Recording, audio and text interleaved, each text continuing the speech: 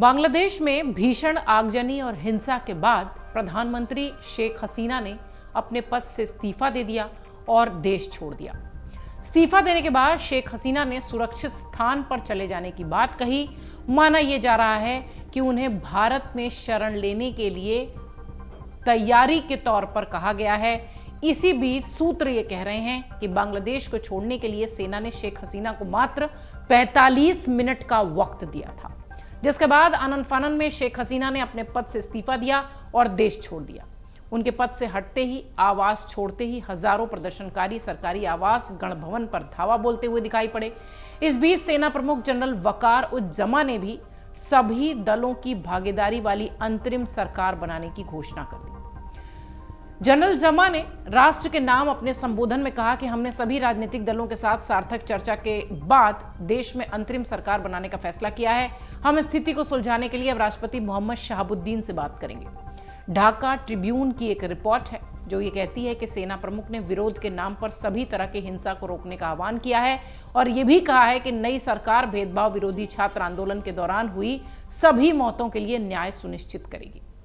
Report कहती है कि हसीना ने राष्ट्रपति मोहम्मद शहाबुद्दीन को अपना इस्तीफा सौंप दिया। दोपहर बाद अपनी बहन शेख रेहाना के साथ सैन्य हेलीकॉप्टर में सवार होकर वो भारत के लिए रवाना हुई। इस बीच देश की सबसे लंबे समय तक प्रधानमंत्री रही शेख हसीना के शासन के अंत का जश्न मनाने के लिए हजारों लोग सड़कों पर उतरे। सूत्र ये भी कहते हैं कि शेख हसीना पश्चिम बंगाल के लिए रवाना हुई।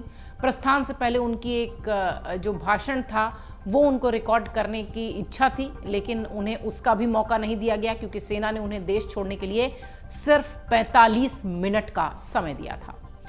पिछले कई दिनों से अगर आप देखिए तो आरक्षण के मुद्दे पर बांग्लादेश जल रहा है। सेना मुख्यालय में विभिन्न राजनीतिक दलों के नेताओं और प्रमुख व्यक्तियों के साथ शेख हसीना के देश छोड़ने के बाद बैठक हुई। ढाका ट्रिब्यून की रिपोर्ट यह भी कहती है कि ढाका विश्वविद्यालय के विधि विभाग के प्रोफेसर आसिफ नजरुल की सेना प्रमुख जनरल वकार उज जमा से बातचीत हुई है और बैठक में आमंत्रित किए जाने की उन्हें जानकारी भी मिली है। जातीय पार्टी के वरिष्ठ अध्यक्ष अनिसुल इस्लाम महमूद और पार्टी के महासचिव मुजीबुल हक चुन्नू को भी बैठकों के लिए आमंत्रित किया गया है। कहानी इस हिंसा की शुरू होती है 1971 से। ये वो साल था जब मुक्ति संग्राम के बाद बांग्लादेश को पाकिस्तान से आजादी मिली। एक साल बाद 1972 में बांग्लादेश की सरकार ने स्वतंत्रता सेनानियों के वंशजों के लिए सरकारी नौकरियों में 30% का आरक्षण दिया। इसी आरक्षण के विरोध में इस वक्त बांग्लादेश में प्रदर्शन हो रहा है। ये विरोध जून महीने के अंत में शुरू हुआ था। तब ये हिंसक नहीं था, धीरे धीरे मामला बढ़ता गया। प्रदर्शनों में हजारों लोग शामिल होते रहे, सड़कों पर उतरते रहे। 15 जुलाई को ढाका विश्वविद्यालय में छात्रों की पुलिस और सत्तारूढ़ आवामी लीग समर्थित छात्र संगठन से झड़प हुई। कम से कम 100-150 लोगों के घायल होने की खबर आई। अगले दिन बांग्लादेश में हिंसा जारी रही और 6 लोगों के मारे जाने की खबर आई।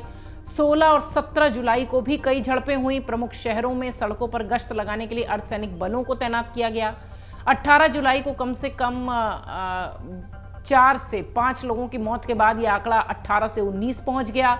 19 जुलाई को 67 लोगों की जान चली गई थी और इसके बाद ये मौत का आंकड़ा बढ़ता गया। हिंसा बढ़ती गई, प्रदर्शनकारी उद्दंड होते गए और पूरी तरह से बांग्लादेश जलने लगा।